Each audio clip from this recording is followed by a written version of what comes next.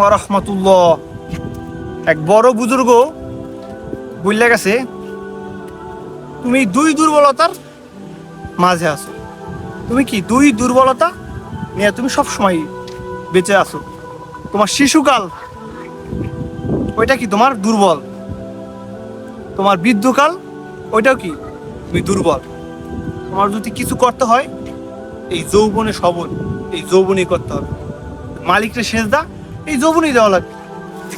তুমি মহান রব্বুল আলামিনরে এই যৌবন বয়সে সেজদা দিয়া প্রমাণ করতে হবে যে তুমি শুধু গোলামি করো কার, মালিকের।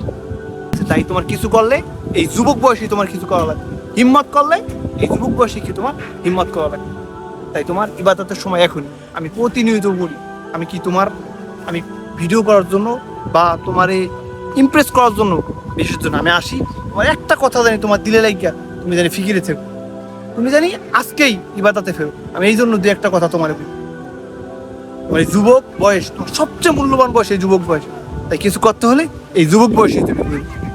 সামনে কি তোমার দুর্বলতা আর পিছে তোমার কি দুর্বলতা চলে গেছে গা, ওইটা তুমি হাজার চেষ্টা করলো ওই শিশু বয়স তোমার আসবে না। আর ওই বৃদ্ধকালে গেলে দুর্বলই হয়ে গেলে তোমার কিছু করলে এই যৌবনই করা লাগে। এই যুবক হিম্মত করো, সফল হবে, সফল হবা। কারণ তোমার জন্য সামনে অপেক্ষা করতে থেকে ওই চিরস্থায়ী জান্নাত জাহান্নাম। ঠিক আছে, তাই তুমি জান্নাতের পথ এই দুনিয়ায় থাকতে কি কামাই করে এবং বাইসা ভালো থাইকো, ইমানের যত্ন নিও।